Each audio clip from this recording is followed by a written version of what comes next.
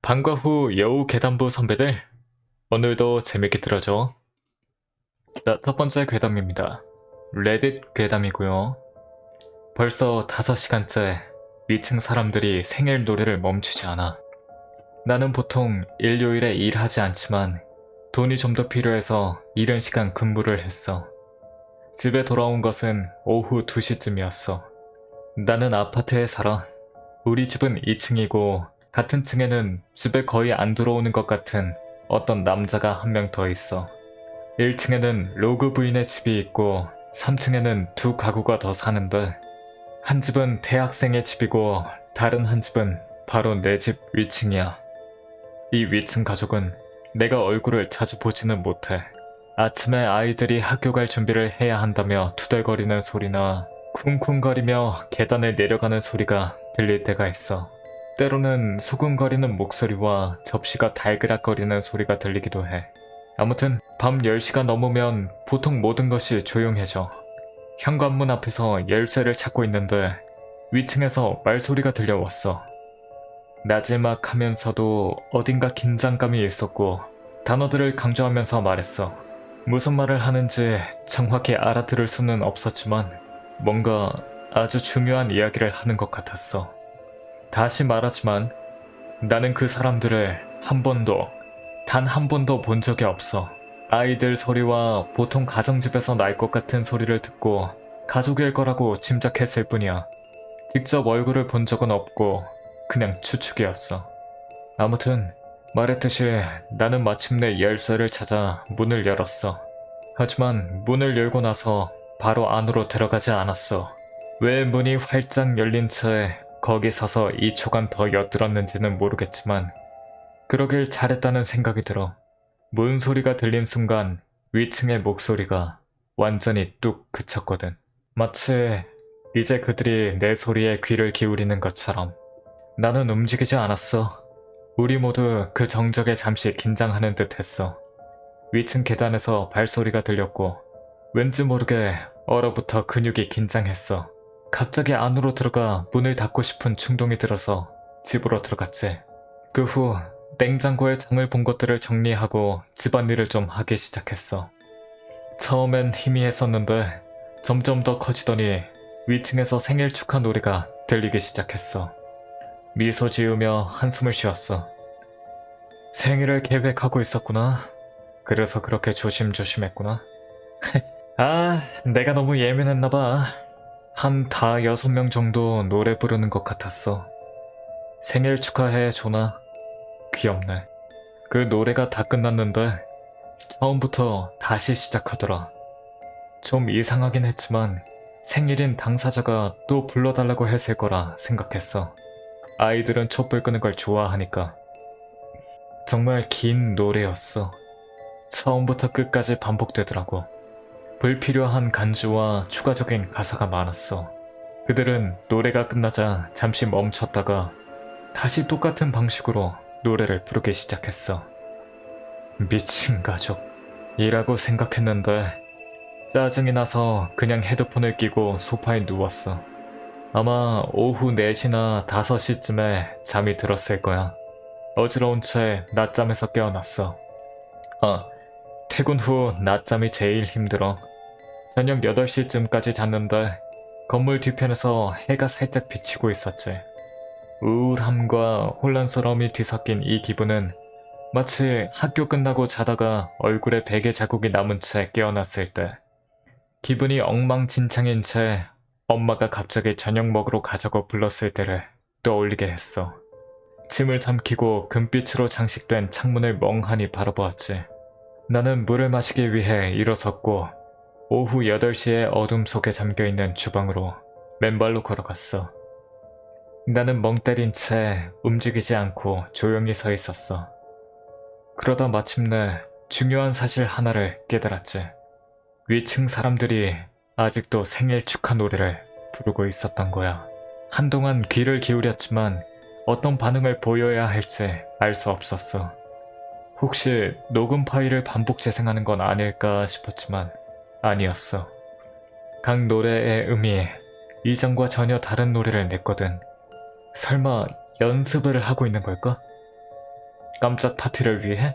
앞서 말했듯이 나는 그 사람들을 직접 만난 적이 없어서 그들이 뭘 하는지 전혀 몰랐어. 어쩌면 그들은 정말 연습을 하고 있었을지도 몰라. 나는 헤드폰을 쓰고 저녁을 만들려고 계속 노력했어. 배가 고프지도 않았고 목이 아팠지만 말이야. 밥을 먹고 TV를 보고 샤워를 했어. 그들의 노래가 이제 짜증나기 시작했어. 지금 밤 10시가 다 되어가고 있었고 위층에 올라가서 그만하라고 말하고 싶었어. 난 딱히 신경질적인 사람이 아니야. 다른 사람들이 날 화나게 했다고 말하는 걸 정말 싫어하고 보통은 기분이 나쁘더라도 그냥 넘기곤 해. 그래서 그 사람들과 이야기하고 싶지 않아서 엄마한테 전화했어. 오늘 하루 있었던 일을 이야기하려고 했는데 엄마가 내 말을 끊고 위층 사람들에 대해 물었어. 아, 맞아. 몇 시간째 그러고 있는데 모르겠어. 이젠 짜증나 그냥. 그럼 그 사람들한테 가서 노크해봐. 다른 주민들은 짜증나지 않는데? 위층에 사는 노인분들은 지금쯤이면 그 사람들도 자고 싶어 할 거야. 아마 음악을 틀면 가려지겠지. 그럼 음악을 틀지 그러니. 아니, 그러고 싶지는 않아. 그럼 그들을 기쁘게 하려고 네 피해를 참는 거니? 위층으로 가서 말해라, 미카엘라. 나는 한숨을 쉬며 마지못해 알겠다고 했어. 전화를 끊고 스웨터를 입고 현관문을 열었어. 문을 여는 순간 공기가 조금 더 차가워졌어. 문에서 새어나오는 빗줄기와 위층에서 흘러나오는 희미한 불빛이 비추는 어두운 복도를 바라보았어. 나는 계단을 올라가기 시작했지. 2층은 1층보다 더 활기찼어. 가족이 사는 아파트 문이 살짝 열려 있었고 그 뒤로 불빛과 움직임이 보였어. 나는 천천히 문으로 다가가 안을 들여다보았어. 풍선과 색종이 조각들이 떠다니는 집안 복도가 보였고 은은한 촛불과 달콤한 향기가 은은하게 감돌았어. 방해하고 싶지 않아서 조용하게 눈치채지 못할 정도로 문을 살짝 밀며 조심스럽게 행동했어. 작은 복도는 식당으로 이어졌어. 사람들이 테이블 주위에서 박수를 치고 노래를 부르는 동안 벽에는 그림자가 비춰졌어. 테이블 위에는 분홍색과 보라색 과자, 그리고 내가 제대로 알아들을 수 없는 글이 적힌 케이크가 놓여 있었어. 노래는 계속되었지만 기억했던 것보다 더 쉰 것 같은 목소리였어. 사람들은 케이크 앞에 앉은 사람을 향해 몸을 좌우로 흔들며 미소 짓고 있었어. 조명은 어둡고 은은했는데 촛불만이 빛을 내고 있었어. 주변에 있는 사람들은 조금 긴장한 기색이었지만 전반적으로 어린 시절 내 생일을 떠올리게 했어. 바닥에 상자들이 흩어져 있었고 나는 그것을 혹은 아이를 자세히 살펴보려고 애썼어. 그 아이는 커다란 생일 모자를 쓴 어린 소년처럼 보였어. 그는 아마 10살이나 12살쯤 되어 보였고 얼굴은 동글고 활짝 웃고 있었어. 나는 잠시 치아를 응시했어. 왜 그런 걸 계속 봤는지는 모르겠지만 그 아이는 노랗게 썩은 이를 가지고 있었고 치아가 이상한 방향으로 튀어나와 있었어. 눈은 커다랗고 빨갛게 충혈되어 있었고 마치 오랫동안 울었던 것 같았어. 몇 분 동안 지켜봤지만 눈을 깜빡이는 것을 본 기억이 없어. 몇 시간처럼 느껴졌어. 그 아이는 정말 긴장한 듯 보였는데 나는 그런 아이를 전에 본 적이 없었어. 평생 한 번도. 문 너머를 들여다보기 전까지만 해도 있었던 용기가 모두 사라져버렸어. 그 광경을 지켜보며 멍하니 있었던 게 분명해. 아이는 완전히 녹아내린 촛불에서 눈을 떼고 나를 똑바로 바라봤어. 전에는 한 번도 본 적 없는 시선이 느껴졌어. 아이와 눈이 마주치자 심장이 완전히 내려앉았고 가슴에 통증이 생겼어. 아이의 미소는 서서히 사라지고 찡그린 얼굴로 바뀌었어. 나는 달리고 싶었지만 어쩐지 그 자리에 얼어붙어 있었어. 갑자기 아이는 촛불을 껐고 방은 어둠에 휩싸였지. 어둠 속에서 무언가가 나를 향해 발을 질질 끌며 다가오는 소리가 들렸어. 너무 놀라서 문을 닫고 거의 계단 아래로 뛰어내리다시피 했어. 발을 질질 끌며 긁는 소리가 이어졌어. 현관문을 꽉 잡고 뒤로 당긴 순간 반대편에서도 무언가가 문을 반대 방향으로 잡아당겼어. 눈을 크게 뜨고 초점을 잃은 채 쾅 하는 소리가 나기 시작하자 간신히 문을 잠그었어. 위층에서 들려오던 노래가 멈췄어. 나는 열쇠 구멍으로 다시 들여다보았어. 복도는 이제 완전히 어두워졌지만 어둑한 식당에서 전에 봤던 얼굴을 조금은 알아볼 수 있었어. 다만 지금 그 얼굴은 나와 같은 눈높이에 있는데 그건 불가능했어. 내가 본 얼굴은 어린아이였거든. 정말 그랬나? 아니면 그냥 성인이었던 걸까? 생각하면 할수록 왜 내가 그 얼굴을 어린아이로 생각했는지 알 수 없었어. 둥근 얼굴? 어린아이 같은 옷차림?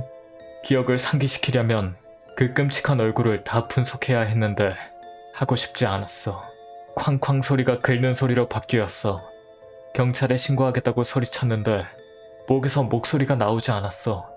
쾅쾅 소리가 너무 커서 문이 부서질 것 같았어. 갑자기 집안의 위층에서 소리가 들렸어. 쿵쿵거리는 소리와 긁는 소리가 바로 멈췄어. 문이 열리는 소리였어. 더 나이든 부부의 집 문이었지. 얘야, 도대체 뭐 하는 거니? 한밤중인데. 나는 열쇠 구멍으로 그 아이가, 아니, 아이 같지 않은 아이가 문으로부터 위층으로 걸어가는 것을 지켜보았어.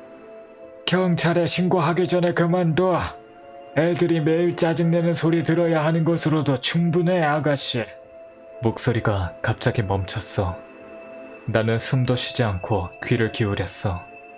비명도 소리도 없었어. 아무것도. 희미하게 긁는 소리, 발을 질질 끌며 움직이는 소리, 그리고 억지로 흐느끼는 듯한 희미한 울음소리가 들렸어. 나는 조용히 경찰에 신고했고 무슨 일이 일어나고 있는지 간신히 말할 수 있었어. 누군가 내 말을 들을까봐 두려웠거든. 상황 자세히 설명하던 중 다시 한번 열쇠 구멍으로 들여다보니 그 얼굴이 찡그린 채 충혈된 눈으로 머리를 들이밀고 있었어. 내년에 다시 와도 돼. 문을 열어둘게.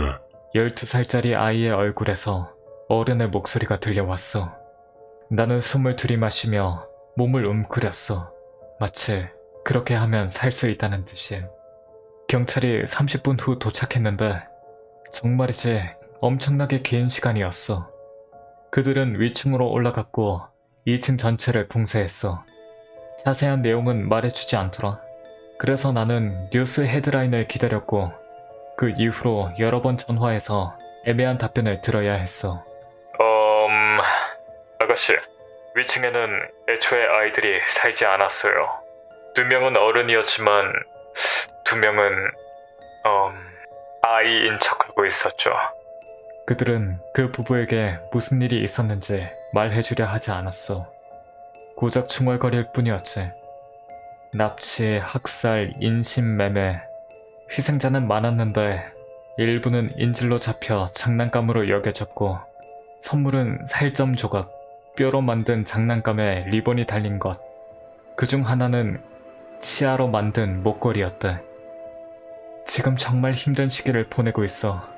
그 집에 자주 가지 않으면서 모든 짐을 옮기려고 애쓰고 있거든. 팔거나 새를 줄 수도 없고 말이야. 문과 창문에 자물쇠를 더 달고 곳곳에 보안 카메라를 설치해달라고 부탁했어. 부모님은 내가 의심병이 있고 외상후 스트레스 장애를 앓고 있다고 생각하셨어.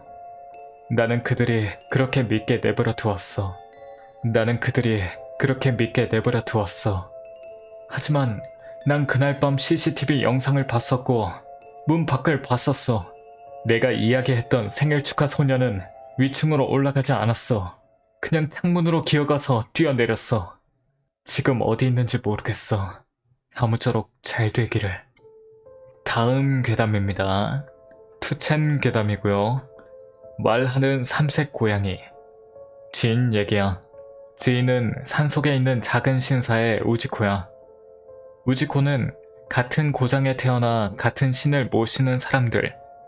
그 지인이 신사 사무실 창고에서 가을 축제 때 쓸 도구를 찾고 있었을 때 일이야. 마지막으로 도구를 쓴 게 1년 전인데다가 넣어둔 사람이 자기가 아니어서 대체 어디에 있는지 짐작도 가지 않았지. 잡동사니를 뒤지고 있자 뒤에서 목소리가 들렸어. 자주 신사를 지나치는 노인의 목소리였지. 뭘 그리 찾고 있습니까? 지인은 고개도 들지 않고 어린이용 법복을 찾고 있다고 대답했어. 그러자 바로 노인이 이렇게 말했어. 그럼 거기가 아니야. 오른쪽 안에 있는 상자 밑에 있네. 노인의 말대로 찾아보니 정말 지인이 찾던 게 바로 거기에 있었어. 찾았어요. 감사합니다. 그렇게 인사를 하며 돌아보니 창고 안에는 아무도 없었어. 그리고 노인 대신 커다란 삼색 고양이가 창고 입구 앞에 듬직하게 앉아 있었어. 거기 사무실에 옛날부터 놀러 살고 있는 고양이였어. 고양이 치고는 꽤 나이가 많을 거야. 설마 이 고양이가 알려준 건 아니겠지? 말도 안 된다고 생각하면서도 시험 삼아 다른 도구는 어디에 있는지 물어봤어. 깃대는 어디에 있나요?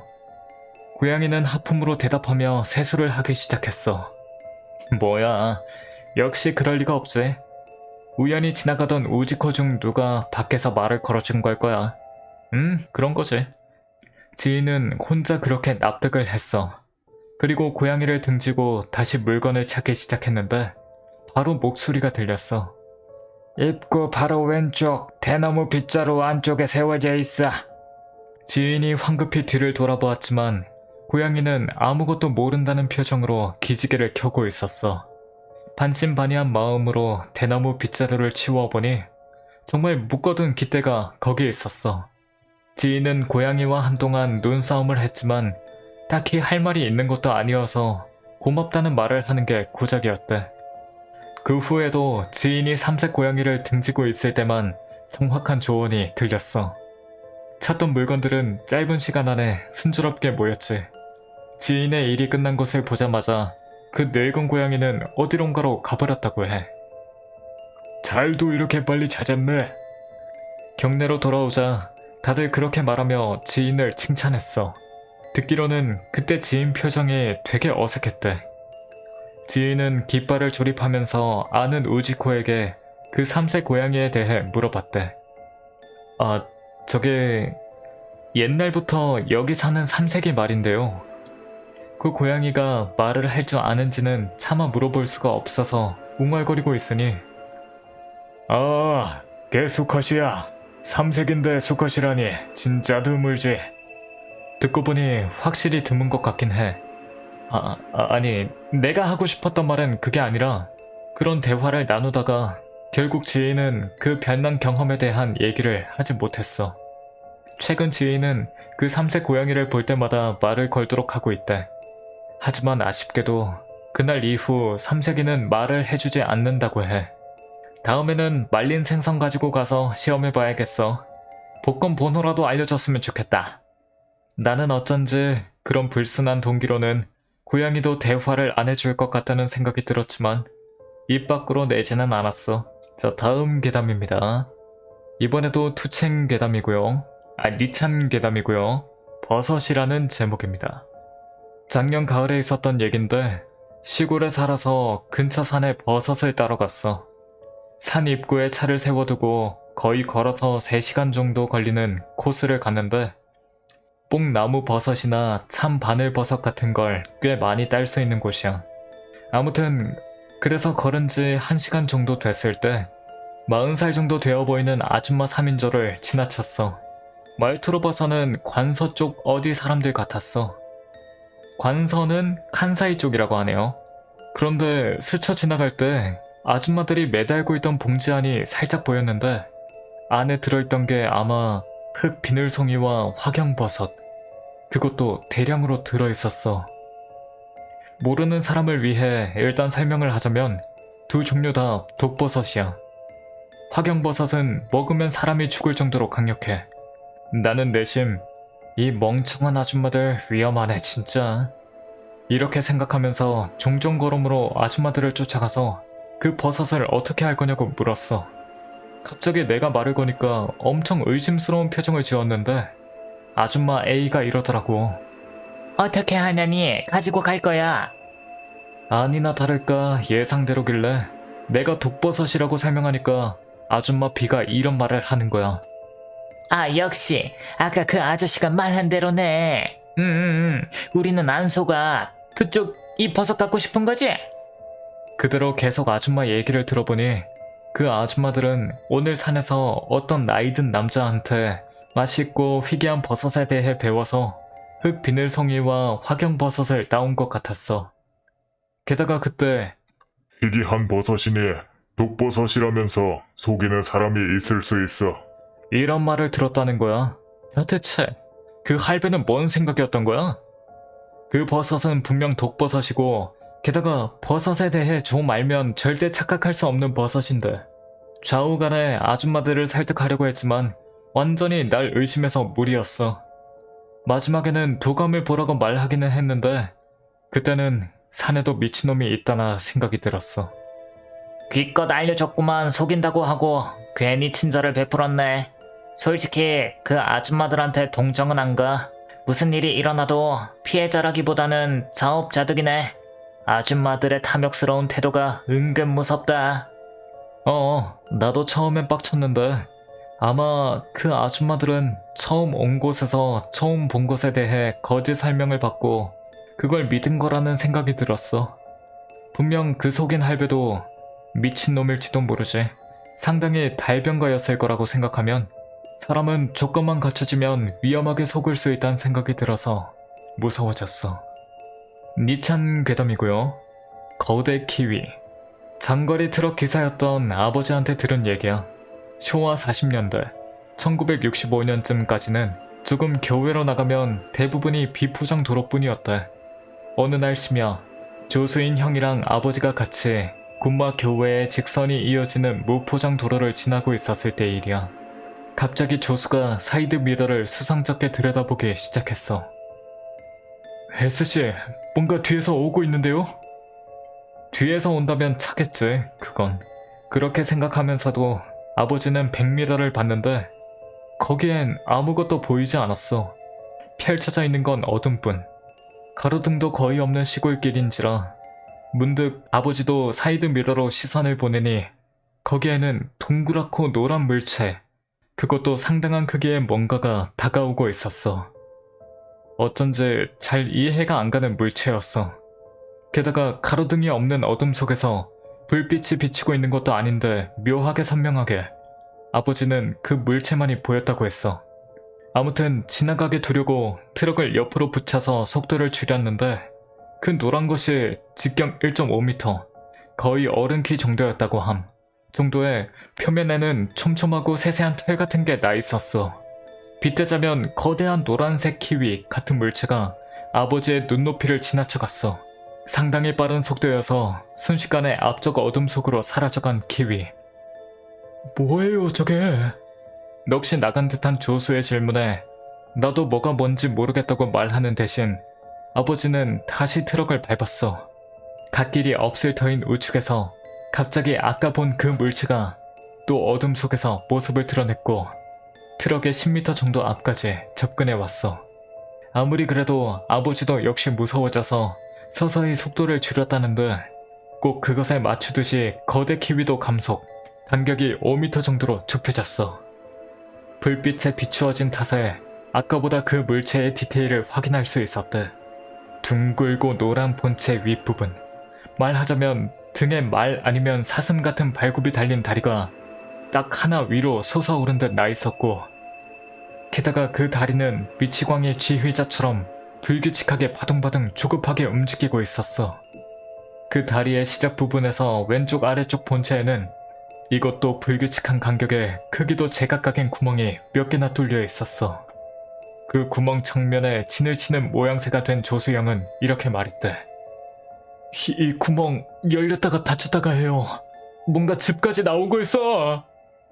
나중에 자세히 물어보니까 꼭 호흡을 하고 있는 것 같은 움직임이었다고 해.